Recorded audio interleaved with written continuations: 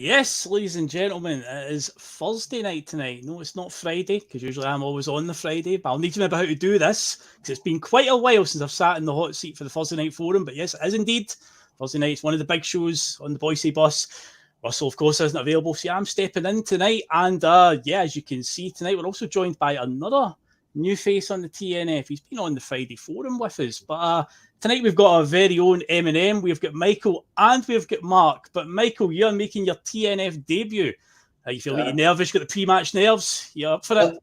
No, good to be on, mate. I've seen it, I've watched it a million times. It's always good, like back and forwards with Russell and Mark, and that's all. I've been looking forward to it all day. Good stuff. Been a long week, so I've just been looking forward to getting on this and then get the weekend coming. So, no, I'm good. Glad to be on it. Good stuff, mate. Glad to have you on. And of course, I say T.N.F. it is a staple. He is a staple of the show as well. The Judge, you're the main Thursday nights. This is where you belong. And yeah, been a wee while since you and I have done a show, to be fair. So this has been quite a wee while. But yeah, it's good to be on, mate, with yourself. So how are you feeling tonight?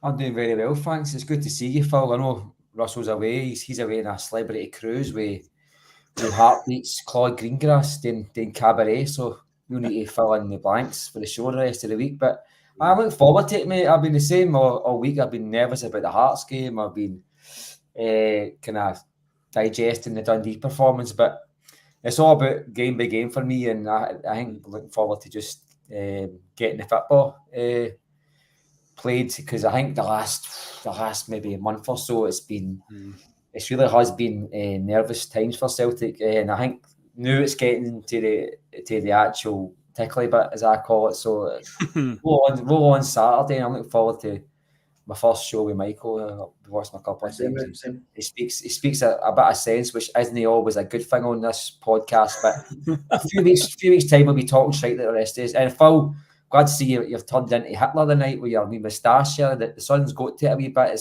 What? What an accusation to start your bombshell. I'm not talking about your politics or your religious bigotry. I'm talking about your moustache, mate. It looks good.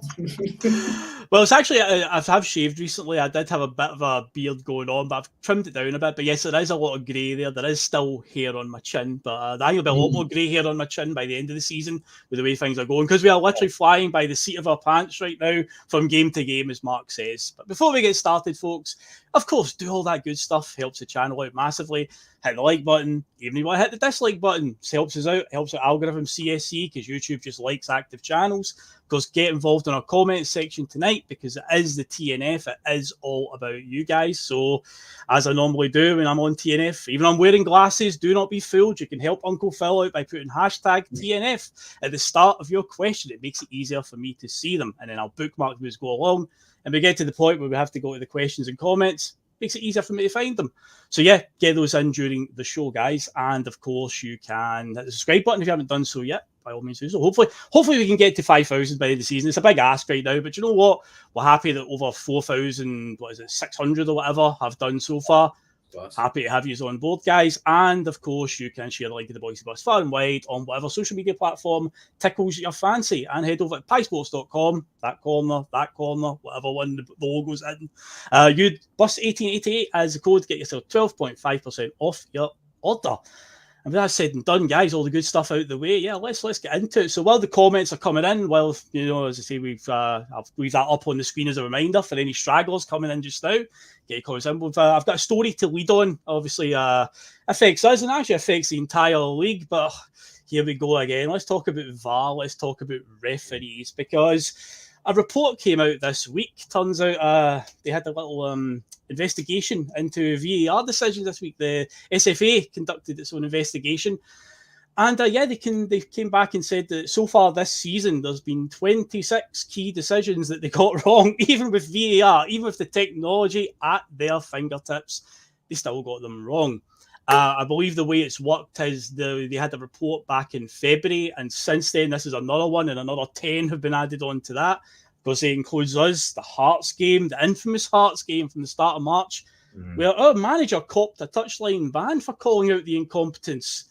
Quite interesting now that he's kind of improved, right? Because the decisions in that, particularly the penalty, the Iwata one, the handball where Johnson headed it off his hand, and it was said at the time the IFAB rules state that if the ball hits your arm and it comes off of a teammate, it's not a penalty. But between Don Robertson, the match referee, and John Beaton, as they stood and looked at the screen and consulted each other, they decided it was a penalty. But yes, that's one of the decisions that has came up. But the thing, Michael, that annoys me about this, the whole story in itself is, what are we meant to do with this information? What are the SFA going to do with this information? It feels like they've just been out there and been like, we found there's been 26 mistakes.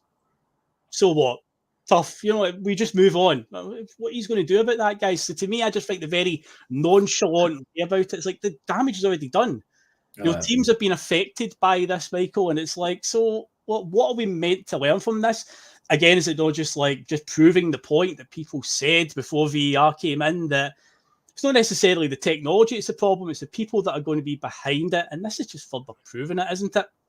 Exactly. Did they not say was it February the last report came out? You said something like that, yeah. Did they not say something as done been like two mistakes all season or something at that point? I thought I remember that. You knew it was nonsense at the time, but I'm sure something ridiculous like that came out with. So that's been said it's been 26 now, between February and now. I think they'd scrap film. It seems even at the games now yourself, any decision comes up, you're talking like 3 and 4 minutes. Yep. Make a simple decision.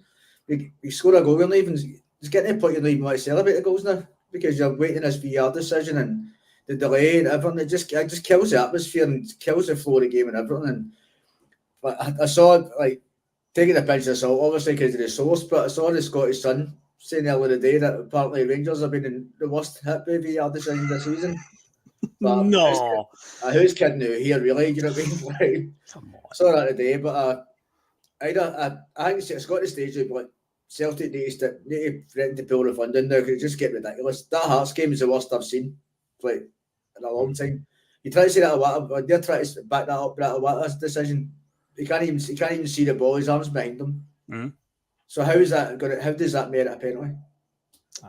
The same happened to Bernabeu last season. Remember? The one behind the arm against Dundee United, or behind the back. Sorry, yeah. Aye. Dundee United, and they had did a meeting in the January about it, and apparently they changed the handball rules. Of course they did. That was supposed to sort all this, but they were back here. Is that same kind of penalty a year later? And still not improved any. But it's up to Celtic as well. We need to threaten to pull funding or stuff or demand improvements for it. There's no point in just accepting it. Like you said, the damage can be done at the end of the season. But the Hearts game could cost us 2 points. That could cost us the league. I can, and it seems to be there's a few teams across the league have affected. One's down at the bottom as well. Teams like St Johnstone, Ross County, who are trying to. I know Livingston are pretty much gone, but there is a playoff spot there. Could be the difference. Some of these teams could drop down and be down there for God knows how long. But yeah, Mark, I see that on the follow up to that, I see them down in England are introducing this, and you spoke about something recently on a T.N.F. You brought up how in Turkey they're bringing in foreign officials to man the V.A.R. Which I think, it obviously opens up the door for other European leagues who are having problems with it, like us, to say, well, if they can do it, why can't we do it? I see that in Sweden, they voted to not have V.A.R. I don't know if they've got V.A.R. and decided to get rid of it, or it was a case of, do you want V.A.R? And the Swedish clubs went, no, we do not. Get rid of it, or just don't even bring it in. So they've just voted and just said no. But I saw down in England, they're talking about the referee. It might have to verbally explain to the stadium his decisions. Now, I do watch a bit of American sports. I do watch the NFL, and I know in the NFL they do that. And I just don't know, man. I mean, I know it will never happen in Scotland. There's no way a referee's going to explain. We know that, but just the idea of a referee, I just think, how about we just abolish V.A.R? How about we just get rid of it? Seriously, it's not working. It ruins the game, and as harsh as it sounds, sometimes these wee mistakes along the way are, things that you need in football. Sometimes, some of the things have happened over the years with some of the mistakes and, referees, human error is part of the game. It is just part and parcel of it. As Michael says, in the stadium, and you know it yourself, Mark, because you're a season ticket holder as well, it's torture. It's absolute torture when you score a goal and you don't even know if you really should celebrate because you've got a wee bit of, I don't know, I could be offside. When I was at the Cup semi-final the other week, when Aberdeen scored early on, my first thought was, he looked offside, V.A.R. will probably overturn it, which they didn't. Then when Kyogo won the ball that led to an equaliser, my first thought was, shouldn't really celebrate here. They'll probably say that Kyogo incident was a foul that led to Nicholas Kuhn's goal. And this is the type of thing that gets in your mind, Mark. So for me, it's just like, V.A.R, man, it's like, I don't think it is going to go anywhere. I think it's here to stay, but every week it just feels like there's more evidence piling on that this isn't working, seriously. No, well, the thing is, I think the worst folk affected by V.A.R isn't the players or the team, it's the folk who are paying to watch the games in the stadium, because they're getting zero information. So I think the referees at least explaining what happened to the crowd in the stadium is a good idea, Phil. I know I'm the same as you. I watched NFL for a while there. For the last 40 years, they're explaining, I'm not expecting them to say, number 5 took a foul and 4-yard penalty, but they're going to get to a stage where the fans in the stadium need more information, not just penalty check or whatever, Phil. 9 times out of 10, it's 10 minutes later, somebody will get a text message for their pals and they'll say, it was a handball for Kyogo in the build-up. And you go, all right, okay. But you should know that. Anybody in the radio, listening to the radio or watching on telly are getting information before the folk who are paying lots of money. Know that matters, and they're not any better than people that can't get to the games. But it does matter, Phil, really, because you're paying for the entertainment and you're getting half the product. For me, VAR's been pushed. I think the Vario brothers are up at that. Cameron House or whatever it is, they're actively trying to chop off goals, try to find mistakes, and they're wasting 5-10 minutes every match on stupid decisions. But what I find bizarre is when there's a goal scored, they'll check the goal first, then they'll work backwards. They'll go, okay, we'll check offside, then we'll check the passage of play. Right. Surely the first thought should be check the passage of play, then, because it's just taking too long. Because if you're going backwards, the first 2 can take 3 or 4 minutes to check. Just say, for instance, you check it's a goal, near offside, okay, check if it's something here. By the time you get to the first stage of the build-up, where there could be a foul, you've wasted 4 minutes. If there's a foul in the first phase of the attack, straight away you tell the referee, I was a handball in the box, but you know what, it doesn't matter because see for the corner kick, there was a foul on the attacking player, on the defending team, and it's no goal. It makes no sense. I think VAR should be, like anything else in life and sport, there's evolution. I think VAR should be probably evolved to the stage where the only impact it has on the matches is for offsides and goal line technology, because those two are not subjective. I think subjectivity is good for referees, good for football fans, and there's always going to be Hun referees, whether a Hun's got a whistle, a microphone or a laptop, they're still going to be Huns. So we all know the score, right? But so we're always going to have that. But if you go goal line technology and offside, they can't make that up. If it's offside, it's offside. If it's onside, it's onside. Yep. Don't get me wrong.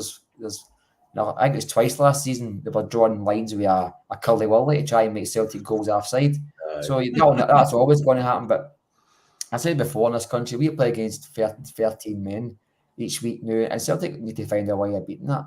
And VAR's not going to help Celtic, and I did see that report earlier on. I think Hibs are probably victims. I mean, they lost out in points that would have got them into the top six. Top six, yeah. And I think Kilmarnock were the worst half. I think Michael, I seen they something that six that go against them and 2 for them. We had 2 for us and 1 against us, but the Huns had 4 with 2, but the 4 had an asterisk on it, and the asterisk was the decision with Arthur Johnson was already a foul.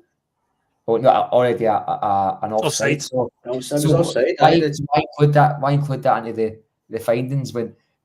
Why would the press include that in the findings when clearly the decision was right? There was no goal. You know what I mean? It was our fucking side. You know what I mean? I don't understand where the confusion comes into, but when you're watching this man came up, there's always going to be referees doing their best to get in the favour of Rangers. I've said before when V.A.R just got put in the country, I said that it gives now the referees a second chance to find obscure ways of giving Rangers penalty kicks, red kicks, etc. And we'll just need to cope with it. But as soon as we get rid of V.A.R, the better. It's here to stay, I think. And I heard Bobby Madden last week saying that there's no I know lost to that guy, but there's no actual reason for Scottish referees needing to have VAR in their country to referee in the Champions League and World Cups, because that doesn't need to happen. You know what I mean? That's no a prerequisite. They can do it without having that in their country, because all referees of that grade A level are trained on VAR anyway. So they have to be trained on VAR to be a grade 1 referee. So whether your country's got it or no is irrelevant. But I think that's interesting you say that, Mark, because I'm sure the SFA said that they fast-tracked it midway through into last season. Remember people saying, why are you bringing it in midway through the season? Because apparently they were wanting the referees to go to tournaments, and apparently if they didn't have VAR, that's interesting that you bring that up. It's funny because see, pre-VAR, Scotland were still getting referees in the Euros under 21s and win World Cups and the Champions League as well. There's an Olympic Games or a championship coming up, and they chose 90 odd Category 1 referees for 68 different nations. In fact, they chose a referee for planet Mars, and not one was Scottish. So that tells me that since VAR has been brought in, the spotlight on how bad the Scottish referees are is shone right in their face. Mm-hmm. We've got nepotism and Huns running all the way through it, and it's been clear to see now by anybody that VAR is just highlighting the fact that we've got idiots running the country. But when you get the press champion the fact that the referees are part-time and don't see any reason to get them full-time, what chance have you got? Definitely. One of my biggest frustrations with VAR, and I've said that a few times, is I can't understand. It always seems to be us. I just feel, maybe it's just because I'm a Celtic fan, just biased, whatever, but I always feel like when we score a goal and you have that like 45 seconds to a minute where you run off, celebrate and do whatever, and then you come back to the centre circle to line up for kickoff, and then the referee will be like, no, wait, hold on, we need to check it. So seeing that minute that we're away celebrating, why were they not checking it then? I always feel like we seem to be victim of that a lot. And if another team scores, it's always like they come back for kickoff and we just kick off again and that's it. But also like us, it's like, no, we need to check something. No, and it's just, I'm like, you had an opportune time, you know. It's honestly trying their best, mate. Trying their darndest. As I say, they're going to try and find every avenue to block Celtic. And they've been doing it since 1888. It's nothing new to us, but they knew they've got a new toy. But that's what a Sam sells for. Indeed. Well, we'll get into some questions and some comments, because that's what the T.N.F is all about. So just remember, folks, if you want to get your comments, point of view, whatever across, then put hashtag T.N.F at the start. Makes it a bit easier for me to see it. So let's have a wee look at what we've gathered up so far. Let's see. Mark, I'm going to have to come back to you on this one, mate, because it comes from San Francisco and it's direct to you. And also we'll get your opinions on this one. So would Mark agree that Maeda has been a huge loss, because as long-time viewers of the bus will know that Mr. Cairney and Mr. Logue, they always have a bit of back and forth on the value of Daizen Maeda and whatnot. How are you feeling about the Maeda thing? Obviously, he's apparently going to be back for the Hearts game. It's been confirmed he's back in training. A miraculous recovery, supposedly. Doctors were amazed at it. So, he was obviously out. But from my own personal opinion, I understand the conflict with Daizen Maeda. I know how fans can be a bit torn by him, because you do get, he's a bit like Samaras in a way where you can get something amazing 1 minute and then something absolutely terrible the next minute. He can score a wonder goal and then 2 minutes later trip over the ball and fall on his face. He's just one of those types of players. But I think when you look at how our wingers have been in his absence as well, and even early in the season when he's been out injured and missed games as well, because our wingers has been a huge problem all season, I feel. There's been no consistency at all, but obviously he's coming back at this time. We've got a Rangers game looming. We know what he brings in that fixture in particular, so that's one that I think a lot of people are pinning their hopes on, that he is going to be the guy to be the difference maker that day. But he's back for the next few games. For me, my opinion is we just need everybody back, everybody fighting fit. So it's a bonus for me. But Mark, the question is to you from San Francisco. How are you feeling about it? A huge loss. I think the reality is that we want Maeda back for his work rate against Rangers rather than his ability on the ball. Anybody that's speaking about Maeda, they're not talking about the Hearts game or talking about the cup final, or they're fully focused on Maeda kind of blocking the Tavernier threat rather than getting in behind or creating chances. And I think that's a good weapon against Rangers. If any team can nullify or at least dilute the opposition's main threat, then you've got to play that. You know what I mean? I don't think Maeda is going to be a difference maker in winning your titles, but he's got a very unique ability of working that impressing teams that they make the most composed players frustrated and they begin to panic and flap. And if you can frustrate that Rangers backline, they come under pressure, they do panic a bit. So does our backline, don't get me wrong, you know what I mean? All four of them are susceptible to panicking and making stupid passes. And it's the same as your midfield. McGregor recently has been like a man doing it, to be honest. But I think Maeda coming back, I think it's a boost for Celtic. I was really happy when I heard that news that he was coming back. More so, as I said, for the Rangers game. I think he should get maybe 50 minutes, 55 minutes against Hearts on Saturday. Because I think to push him into the Rangers game without any football the last, I don't know, was it a month or so, Phil? I don't know. It's probably around about that, yeah. And to be honest with you, I think our wingers, I mean, if you get into the African rainforest, the one person that's got a stethoscope, I mean, he's a doctor. You know what I mean? It's the person with the pencil is the teacher. It's the same Maeda. He's the only person that can beat a man and run and catch the ball again. So he's like the best of a bad lot. Although I think James Forrest, I think he's come into a game as well. And more so, I don't know, sometimes like during the COVID season, we had Sorrell and Turnbull elevated to a new level because of how bad the rest of the team were when about them. And if you think about Forrest, he was like 5th or 6th choice under Ange, and I think he's looking good. No, he's quite athletic still. I mean, he's kept his body in a good condition. He's always fit. But I think if you look at the inconsistency and the youth and the immaturity of the Palmers and Kuhns and Yangs, Forrest is a proven winner. I mean, he's won titles for Celtic, with Celtic, and done well for Scotland. The rest of it. That kind of guy who's been there and done it, that matters. See, this stage of the season when players begin to panic and no control situations, it matters when you get players who have been there for the last 14 years that have won 12, 13 titles and played Rangers in difficult away matches and cup finals and come out as a winner. That matters because Kuhn and Palmer and Yang, I mean, they're at the nursery stage of being a Celtic player. They're not even kind of graduated yet into the first 11. Whereas Forrest has been there and done it. The only thing going against him is the fact that he's not played. I don't think he's played serious first team football since the 2019-20 season when he got curtailed. I think COVID season he was injured in 21, 22, 22, 23 he was out the picture. So this is probably the first time he's been back in as a serious contender for a Celtic jersey. So I think he should start. I think definitely Maeda is a boost for the Celtic fans, and I think, to be quite honest with you, he might even be as much a threat to the Rangers team as he is a boost to the Celtic team. So that just shows you the damage that he can do Rangers at home in May 11th.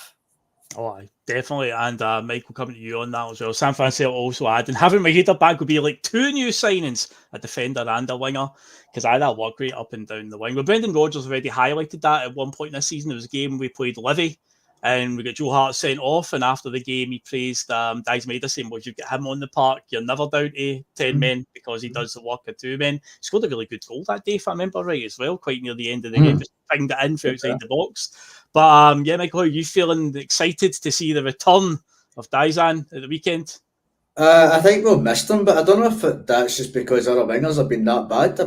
Forrest has been good recently, but I don't know. I thought Yang would become good at some point in the season, but it's just not happening, is it? I don't know. Maybe it's a needed a year to do the first year development. Something was supposed to a project signing, as they always say, but. The more the season goes on, I don't know if he's got it. He's no final ball, he's no composure. When he gets in good positions, he'll try and turn back and beat a man again rather than get a ball across.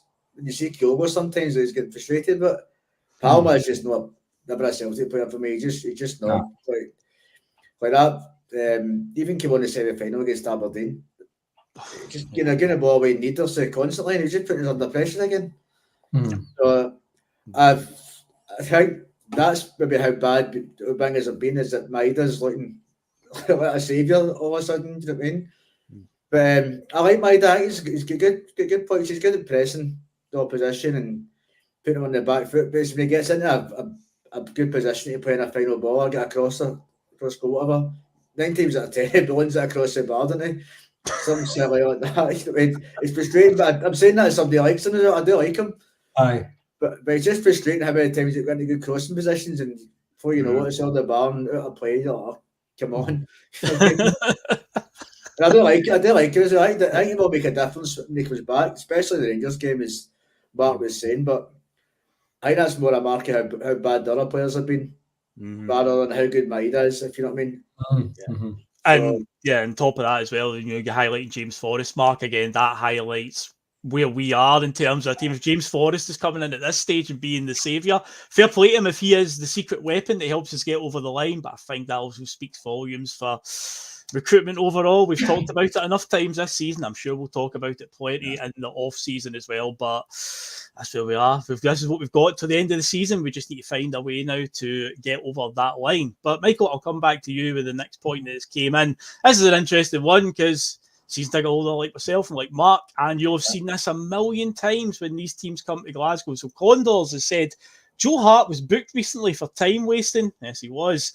But we see it every game against us. Yes, also true. Is it within our rights to put a clock on the big screen highlighting the length of time the ball is out of play? It is ridiculous, though, all jokes aside, how much the referees, just let it happen. Even in the semi-final against Aberdeen, there was a point in the first half where obviously they took the lead early on and they were right at it, with the time wasting. And Don Robertson warned the goalkeeper, if you do that one more time, it's a booking. And the goalkeeper continued to do it for the rest of the game. But yeah, it's all part and parcel of the game. We see it a million times, Michael, when it comes to the times. Again, it comes back to referee inconsistency. It's not going to change, is it? But it is one of the biggest frustrations for me, especially games at Celtic Park. They'll have a goal kick. So the ball boy gives the ball back to the goalkeeper. He takes the ball and it's went out on the right-hand side. So he's supposed to take the goal kick, but then he'll slowly walk over the other side, put the ball in, maybe tie his shoelaces, maybe, click the back of his boots against the post before he kicks it. And it's like, oh, for God's sake, man, honestly. But again, it just goes back to referee consistency, Michael, doesn't it? It says things like that aren't they going to change. But I would say there's 2 ways to stop it. My dad always says, just stick a goal in the net, and that's it. It changes the game plan right away. Or of course, the other thing is, which is unlikely to happen, the referee just maybe books them early on. But again, Michael just falls into the whole referee inconsistencies, doesn't it? Aye. It's not even that. I don't know how many times I've noticed as well. Teams play like that for like the first 10 minutes. It's not as if they're trying to hold on to the end of the game. They're at it for the first minute all the way through, and it's frustrating. But the referee's letting away murder, and as you said, but Joe Hart was getting booked for it. Who's kidding now here? I don't know if a big clock was scheming by an answer, but something's got to be done anyway. It's just getting ridiculous. And it's been happening for a couple of years. Even like I said to you, the likes of Livingston, they come to Celtic Park and they've got no interest in even attacking. The goalkeeper's time wasting for the first 5 minutes, and the referees are going to crack down on it. But I'm long past hoping for that. I don't even think it's going to happen. They're literally being murdered every week. And you just say Joe Hart gets booked for it. So where's the consistency there? Yeah, totally. It was his face that got me, but Michael, it was one before it with Daizen Maeda. He was getting up or something. He had the ball in his hand and he flung it to the side, and it was John Beaton's face when he was shouting. It was like his face was all screwed up, and he was telling him to get a move on. And a minute or so later, he gave Hart a yellow card. And I think Hart had the ball for about 13, 14 seconds. It wasn't like a minute and a half of it. And I may be a long time when you count it, but I've seen keepers wasting a minute and a half, 2 minutes, and as long as that. And under Ange, it was really bad. I think the game plan for away teams was make the game as slow as possible. And the one time I couldn't believe I watched it when the St Johnstone game, I think they beat them 8-0 or something at Celtic Park. Could have been 26-0. And the biggest mistake they made that day was they were rushing the ball back on the park, St Johnstone. They were giving away free kicks. They were getting free kicks. They were getting up straight away and were keeping the ball on the park. And I thought to myself, they've not learned a lesson at all. But I think a game plan against Celtic is to waste time. That's fine. We do it at the Champions League. We would do it. But for us to get booked in that manner and the anger in the guy's face, it just showed you just how bitter that wee bastard is. And it's no surprise to anybody. I mean, he's a Crown Bar loyal, isn't he? So, Bells Hill, that's right. Yeah, I've noticed as well. It's became a thing now where it's not just like if they've got something to hold on to, like they're drawing the game. They even do it when they're a goal down now at Celtic Park. I've seen it enough times this season where the last 10 minutes, if there's only a goal in it, they will throw everything forward. Kilmarnock did it, Motherwell did it, and they got a reward for it essentially. But yeah, there has been points this season where I've been wondering, you're losing the game. What you still, time wasting for and stuff like that. But that's what it is. They want to just keep it to one because then last 10 minutes will just go gung ho. And as we've shown this season, we get spooked by that. Aberdeen did it in the cup semi-final as well, which is weird because it's a cup game. So you think, well, you're not playing for a point. It's win or bust in a cup game. But they did it in the end of the 90 minutes and they did it at the end of the 120 minutes and it paid off for them and they very nearly beat us on penalties. So it is something that we need to watch. And I always feel that even last week we played Dundee, even going in at half time 1-0, you're like, been here before with this one. We need to get 2 or 3 ahead before you start to feel a bit safe for this Celtic team because, if you're getting down to the nitty gritty in a match and there's only a goal in it, you could just bet it's going to be gung ho from the other team and we just seem to be panic stricken at times by it. But hopefully, over the next 4 games, we're not going to have to worry about that. We're just going to get it done, win these games nice and quickly and efficiently within the first half. Fingers crossed. We'll watch the space of that one. Let's go back to another comment, though, that I've got starred. And this is one that, Mark, I think this is one that you're going to be want to talk about because Ian McIntosh has asked about Callum McGregor. I know he's a guy who's been on your lips a few times this season. You've been highlighting it for long before the injury that he's just not been the level that we usually expect. Is it years of accumulation of just playing too many games? There was a point in time where I think Callum McGregor played more top flight games than anybody in all of Europe in a calendar year or something, because there was a period where he just didn't get injured, and it was something like 60 something games in a year. He's always been that guy that's always reliable. Obviously, in the last couple of years, injuries are creeping in, and it's clearly obvious that since coming back from this latest injury, he definitely is not up to full speed. And at this stage, it's like, I know he's a club captain. I know how good he can be when he's on it. But at this stage where we need to just find ways to get over the line, if Iwata is the better option, I don't think Brendan will do it. I think Callum McGregor will still continue to get the nod now that he is back in training. But you've got to imagine that surely McGregor has to get up to fitness soon. It can't surely go to the end of the season and he plays like this in every game. You've got to think that every game that he's playing, regardless of how poor it's been, surely he's got to get up to the fitness level eventually. But he is a bit of a concern right now. And I've seen you say on Twitter, and you've said in the group chat plenty of times, that you feel that when he has went off, when he's been subbed off in recent games that he started, we do seem to find a bit more balance in the middle of the park, but he is a bit of a concern. So, Mark, I know you've got a lot to say about McGregor this season, so I'll hand it over to you to take this one up. I think there's been an excuse made for McGregor this season regarding injuries, but he's had a bad season. I mean, if his previous seasons were 8 out of 10, I think if you use that as the barometer, I think his season's been a 5 or a 6 out of 10. I really do. I think he's been one of the poorest players in that midfield. Let's be honest, an underperforming midfield, I should say.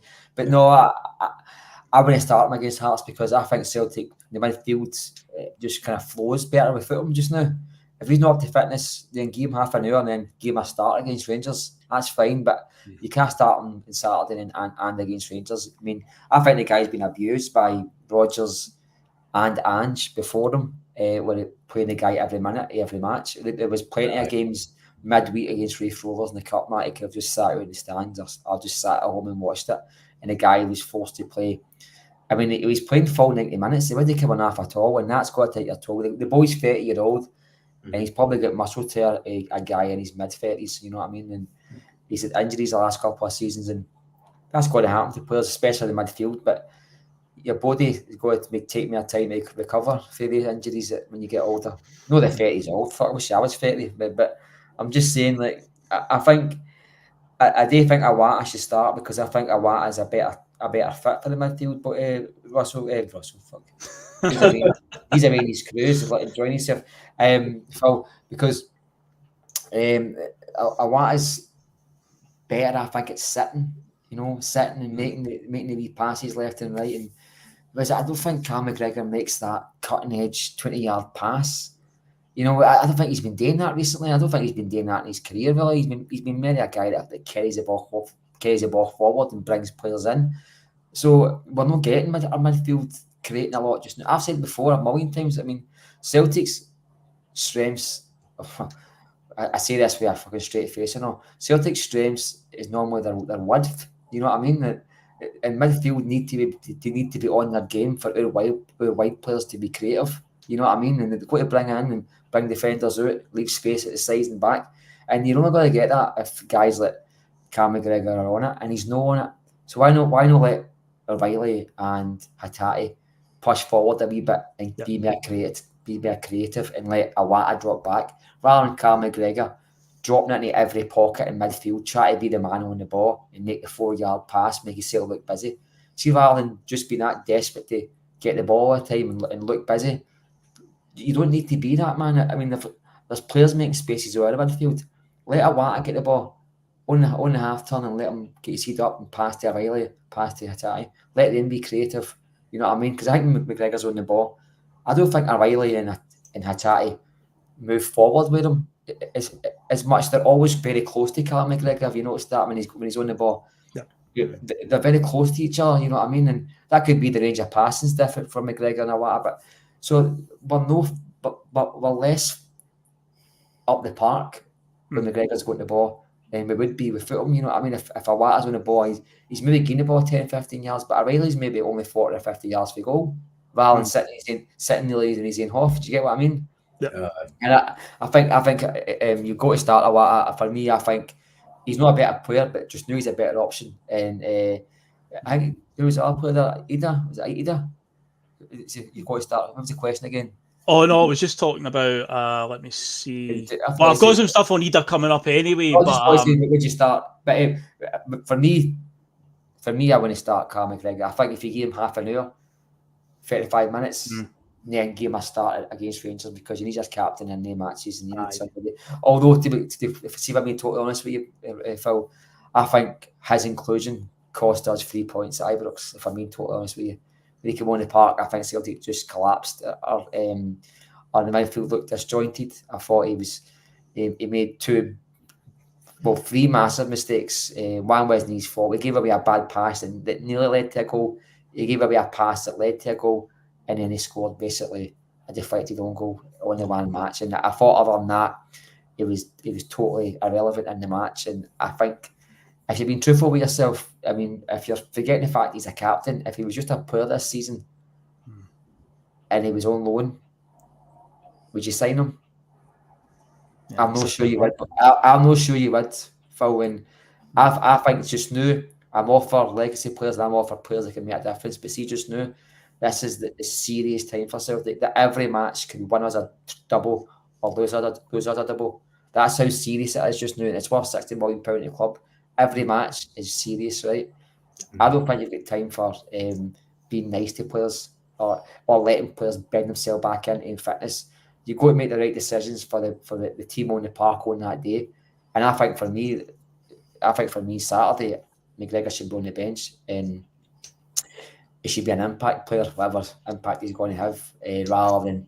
You listen to pods and you read Twitter and it's like, how he's this world-class Barcelona player and all the rest. That's fine. Have that opinion if you want. You're fucking crazy if you think that for a start, but that's fine. That's fine. That's fine. Have that opinion. But the fact of the matter is, there's no denying that he's been shite this season, and you can't just keep on using this same phrase where, he's been brilliant for Celtic. I know he's been brilliant. Great. That's great, but I'm not talking about last season. I'm talking about the new, and the next title we're going to win or lose. And I just think there has to be a reality check for some Celtic fans where you got to take away the fact that his name's Callum McGregor and he's a captain and look at his form, his physical condition, and the worst performing area of our team just now, I feel like, is midfield, because the defence is at least doing a job at times. The midfield is posted missing week in, week out now. No, it's all fair. On the McGregor stuff as well. Michael, how did the words WhatsApp rumour strike you? Because I saw one the other day. I didn't see this physical rumour on WhatsApp, but I saw somebody on Twitter talking about it, saying there's a WhatsApp rumour doing the rounds that McGregor may need to be forced into early retirement. Supposedly he does need an operation. But I don't know. I mean, the fact if he needs it and he's putting it off and there's talk about early retirement, then surely you would get the operation as soon as possible. So I don't know if early retirement is the thing, but again, WhatsApp rumour, although I do know that there was one recently that turned out to be right, and it was the Daizen Maeda one. So whoever put that one out there, they're obviously wearing that like a badge of honour. Like, yes, one that was finally right. But yeah, whenever you do see WhatsApp rumour, it's like, I'll treat that one with a pinch of salt there. But I don't know if it would be early retirement, but if he does need an operation, it wouldn't surprise me. We talked about Kyogo at the start of the season. The manager said that Kyogo still needs to go for a shoulder operation, but it's up to the player's discretion. Maybe McGregor's in the same situation. Maybe as a case of you need this operation, but you can hold off on it until a certain point. But there will come a time where he will have to go and get it done if that's the case. But yeah, he is obviously shown the effects of that injury recently, and yeah, we just need to get him back, Michael, to the player that we know he is, because yeah, he's got that history, that lineage. He's a winner. He's an influential player when he's on it, and under Brendan previously, I mean, for me, that was his best football during Brendan's first spell. I mean, that invincible treble season and then the double treble season, it was unbelievable for his absolute linchpin in that Brendan Rodgers team. So that's the McGregor that we need to find somewhere in there. That fire must still burn somewhere inside him, Michael. But I love McGregor in general. I think he's been brilliant for us over the year. And I think technically he's really good and he carries the ball well and everything, he gets at the park. But I've got to give you Mark to a certain extent that this season he's just not looked the same player. I don't know if he's carried. Was it injured earlier on the season, weren't they? For a bit as well. There was one last season, remember, was it Red Bull Leipzig he went off against, and then he was out for a couple of months or no? That's right. I don't know. I just don't think he's looked the same this season. But I think as well though the style of football we're playing under Rodgers is totally curtailed him as well. It's too slow and ponderous, and we're not moving the ball quick enough anymore. But I don't know. I hadn't heard that rumour. What's that rumour, to be honest? What kind of injury was it? It said? Achilles, I think it was quoted the same. But again, as I say, WhatsApp rumour, as soon as I see that in a tweet, I'm just like, ACL, ACL. Yeah. ACL, and they're hard to recover for, especially at his age. But my worry is, and I said it the day it was announced, was we gave that guy a 5-year contract on 37 grand a week. I seen on the football data. That's my worry. To be honest with you, I don't want to be paying a guy fucking 5-year contract, paying him off. You know what I mean? But I don't listen to that shit. And see that Maeda one. That was on the back of the Q&A for the he'd done a Q&A. The investors. So somebody's been setting that and they've followed it. That's probably there's a bit of source to that.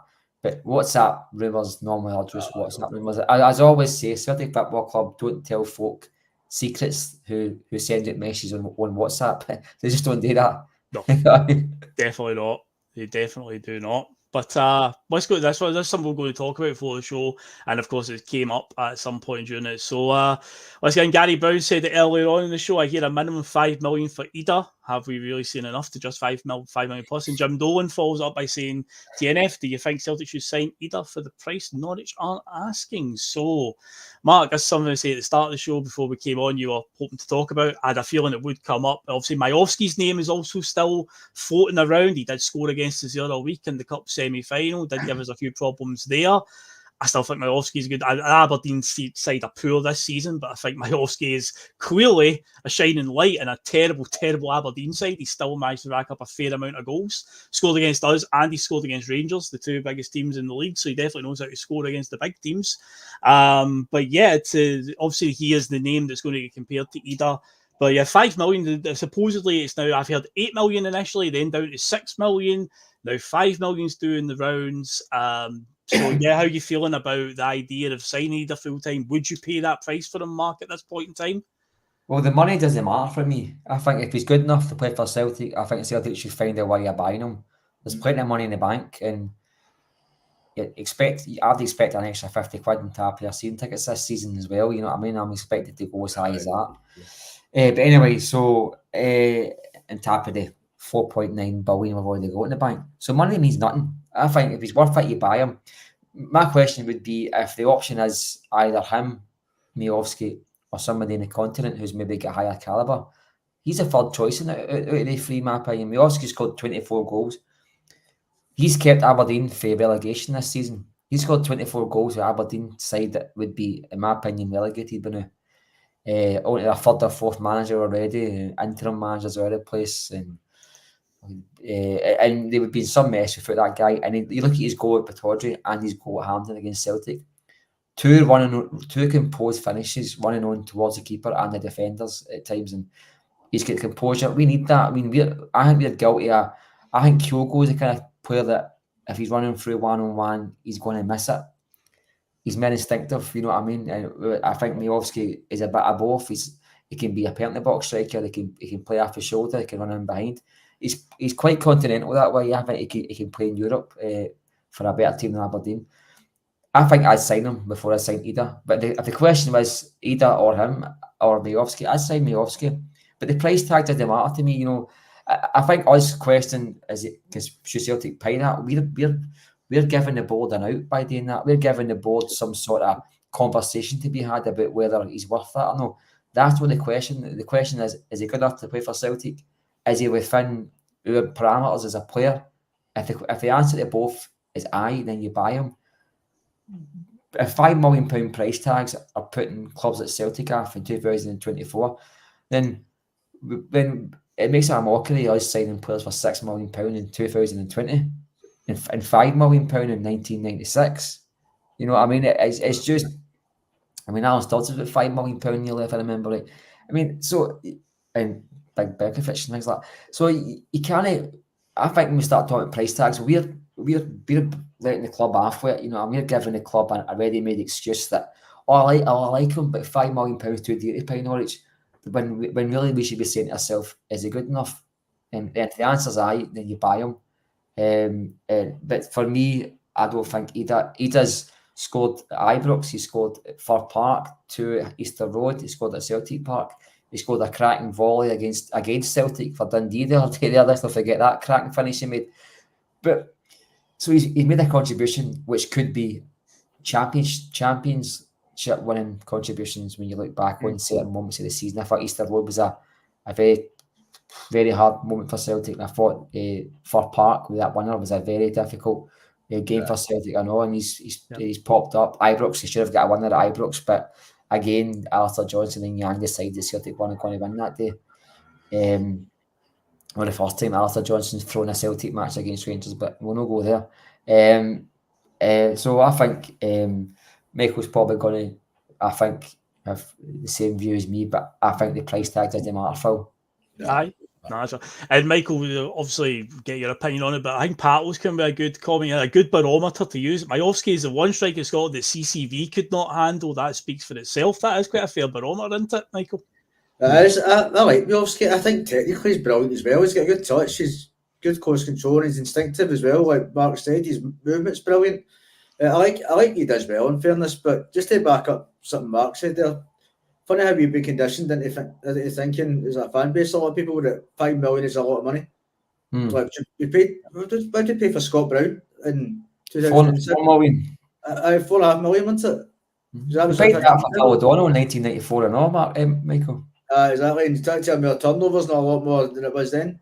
And the season ticket prices have up, like I would say at least 50% since then. So if he's good enough to go inside him, we shouldn't be battling over $5 million for the money we've got in the bank and the money we're likely to get for season tickets again in a couple of months. If he's good enough, just go and get him. Like price doesn't really matter. Obviously within reason, you can't say price doesn't matter in general, but $5 million is not something you should really be arguing over or to a penny pinching over. If he's going to do the job for us, go and get him. I think it's a no-brainer. I like he does well actually, but it'd be Miovski for me. I think he's just a better all-round player. If he scored 24 goals in that poor Aberdeen team, how many goals would he get for us? Yeah, we dominate games majority of the time up here, Right. so the amount of chances we would make, you've got to imagine that he would he'd scored an obscene amount of goals. I saw somebody Exactly, on saying he had 20 to 30 goal striker easily for us. So yeah, I don't doubt it at all. See, this is a guy I know. The thing I said this before, but my off game, we've discussed it, is the way football's went now and the way that, you know, it goes in cycles. A country like North Macedonia, who he plays for, that's his national team. Like 15 years ago, the idea of signing a player for North Macedonia, you'd look down your nose at it, but these nations are getting better. I know in the Euros qualifiers there, Albania topped their qualifying group. They were top over, I think, the Czech Republic in their group. So Albania, so it's like, you know, years ago, the idea of signing players from Albania or that nationality, you'd be like, no chance. But these nations are getting better all the time, and it's like you need to get in there. V.A.R, yeah, we've got a link to him, yeah.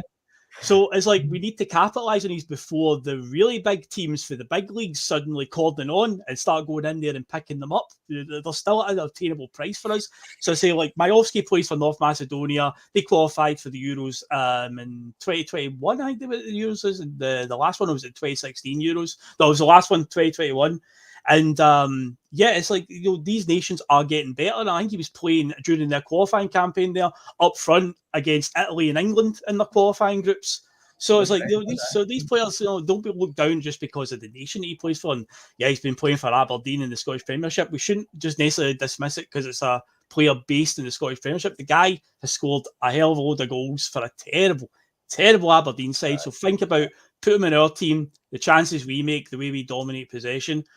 You know, he's got a good chance that he's going to score. But let's talk about another striker, Michael. I'll come back to you on this because obviously we have currently got Kyogo in the team, and Celtic, that's not Sean Connery saying it, says, do you think Kyogo will go in the summer? And on top of that, Martin Wilmot has said, in terms of new striker this summer, I think we should be aiming to get better than Kyogo. No more signing backups. Do you agree? I think it's out there to be done. I think those players are there. It's just, it's up to this board. Now, of course, Michael, we do have the news about Wallwell Jr.'s leaving. What the next move is for Celtic, though, who's going to replace him? What's the future going to look like for Celtic recruitment? We don't know. I'm still leaning towards, I'm a bit sceptical if it will actually change. But I think to get a striker that's better, I think it's out there. I mean, Kyogo has been unbelievable for us in the seasons that he's played, the 3 years that he's played for us. But you can always get better. You can always look to get better. They're out there. It's up to the scouting. We showed years ago, when Neil Lennon was in charge for this first spell, the strike rate we had of signing players for like under $1 million, £2 million that came in and were good. Because a lot of people currently, Michael, are put off by this price tag, this infamous $2 million. Oh, it's spending as a project player. But guys like Gary Hooper, Anthony Stokes, Chris Commons, Joe Ledley was a free transfer, Victor Wanyama. Nobody had heard of Victor Wanyama. And he was only about less than £1 million. Virgil van Dijk was about £2.5 million. So the players are out there for these prices. You've just got to scout better. But it's obviously we have somewhere along the line, probably around about Ronnie Dyler's era in charge, the scouting has skewed off into some sort of weird tangent, and we've never really changed since then.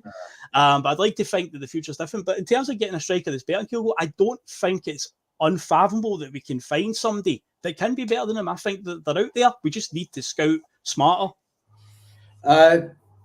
You're saying about the Gary Hooper and stuff, people like that, Phil, I agree, but how long ago was that now? Oh, I know. That was obviously with inflation and stuff like that, yeah. Oh, of course. We're still looking for players in that price bracket. Right. Well, yeah. Right, exactly. That's why we should be built paying likes of $5 million for Majovski either.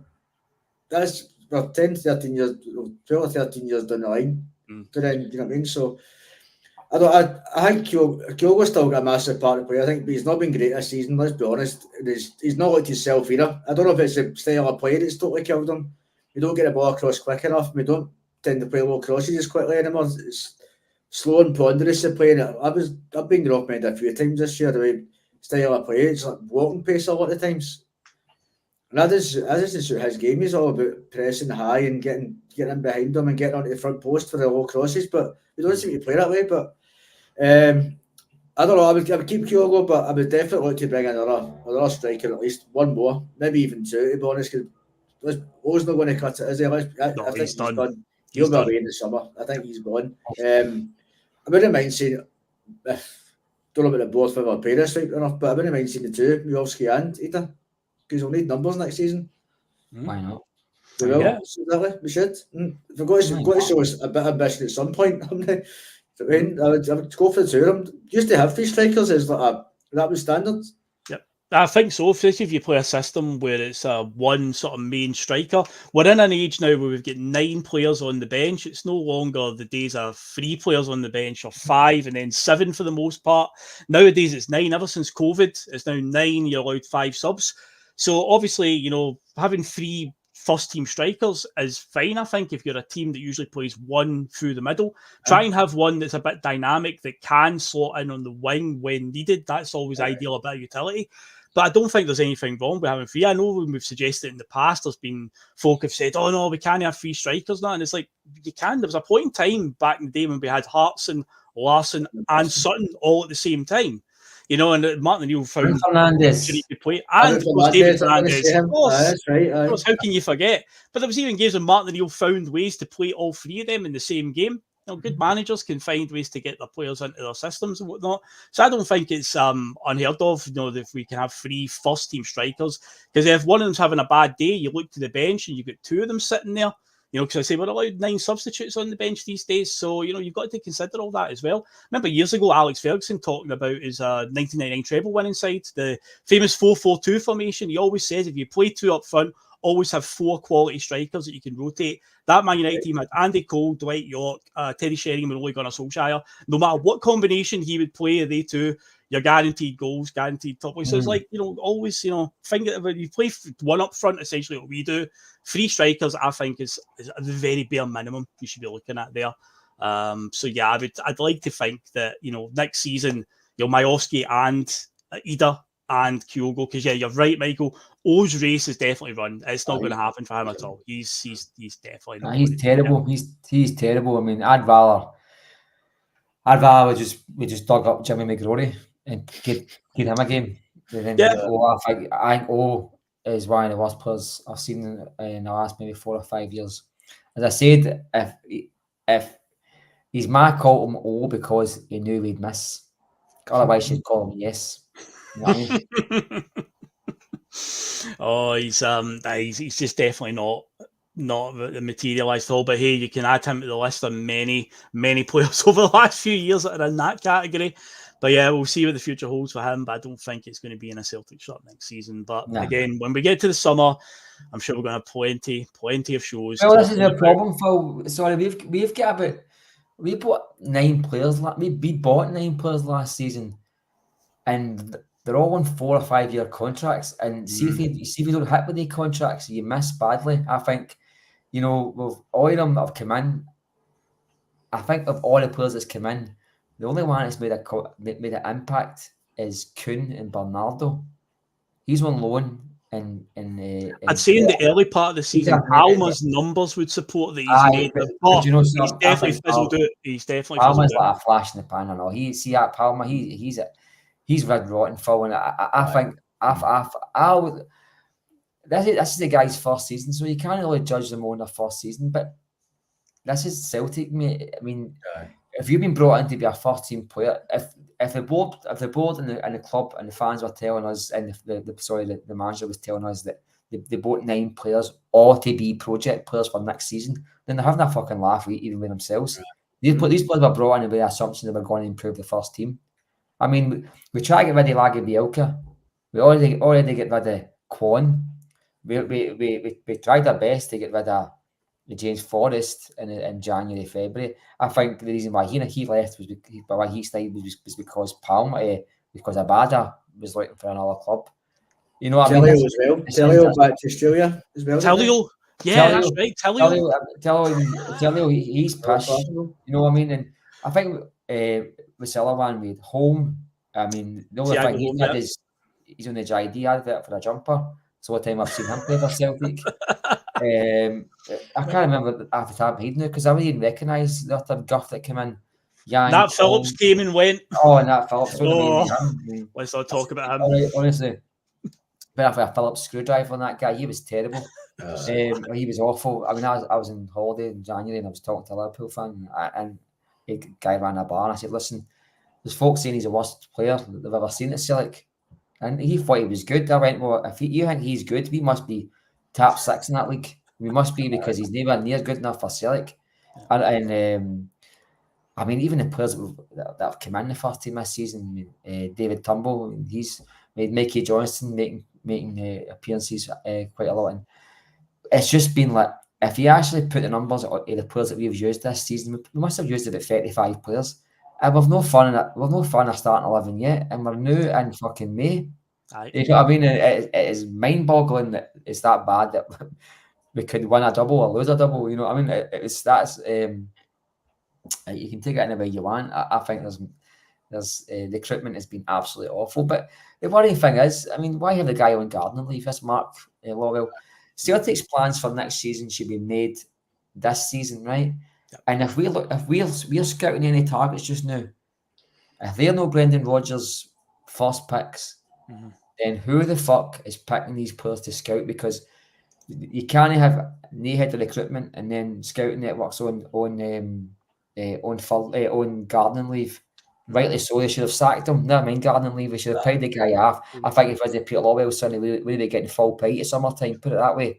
Yep. It was the best case. It was him trying to save his face and save his son's face. The guy had no pedigree in football whatsoever. He was in the City group. No, at Man City, he was part of the City group working at Man City, and Celtic tried to say he was the head of recruitment. He was a head of development or something stupid like that, like bring the players in and make sure they had a hotel for a couple of weeks. No, he was doing something different to what the Celtic club tried to say he was doing. But I just don't know, mate. I think this. You're seeing tickets are about to drop through the door any day now. I actually read it could be after this week, the first week in May. I keep thinking in my head they'll wait to the Rangers games out the way. Well, Phil, that could bring a bit of anger as well, mate. You know what I mean? That can backfire on them. I did see that normally every season, apart from the COVID second season, that they date on the first week of May. Right, okay. I read that today, so they're due the new. Right. Unless today, for me, they can't win, because if they wait till after the season finishes and it lose a treble, there's a fucking backlash.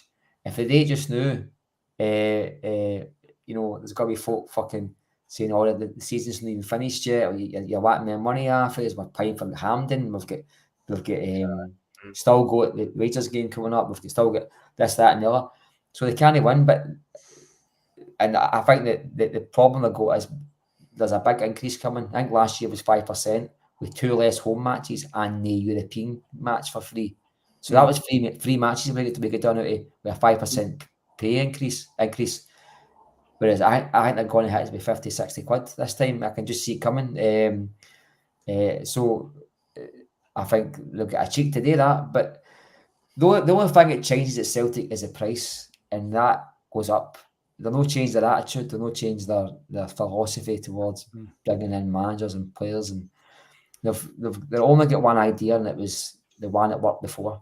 And we'll see what happens in summertime. But that's for another day, I think. But I think full focus is on Hearts on Saturday, because indeed every game now, mate, is their game. I can't even look at Rangers game. I can't look at Kilmarnock. They're important games in their own right. But I think Hearts on Saturday is the most important game of the season, and then see after that it'll be Rangers game. It'll be Kilmarnock. We can't look ahead too far, and I don't think the players are or the manager is. I think Brendan and the players will do. I mean, us fans are naturally going to look a bit too far ahead. A lot of us are going to do it, but the players, I think Brendan will be very much tunnel vision, one game at a time, compared to what that lot are saying across the city. They're showing a few cracks, if you ask me, but we'll deal with that when we get to it. So, as Mark says, the Hearts game is coming up this weekend, and I will be back tomorrow night. You're going to have to get used to seeing me on the channel for the next few days, because I'll be filling in pretty much while Russell is away on his hollybobs. So I'll be back tomorrow night with Punk Duck Warlord, with Canada's favourite Tim. Me and Liam will be here to preview the show, or preview the Hearts game. Huge, can't underscore it enough, as Mark said there. Every game is the game, so we'll be talking about that tomorrow night. Friday feeling as per usual. Then on Saturday, I will be stepping into host PMP as well with Terry. I'll be coming back for the game. Probably be about 7-ish, because obviously I need to get back and get ready for this. So instead of being back at 5, so I won't get back to the stadium in time. It'll be about 7-ish or something. But again, if you hit the subscribe button and hit that bell notification, you'll know when we're on. So I'll be on with Terry doing PMP. Hopefully it's a good result. I'm terrified of doing PMP because I'm also relying on Celtic getting a good result. So fingers crossed, Celtic, please.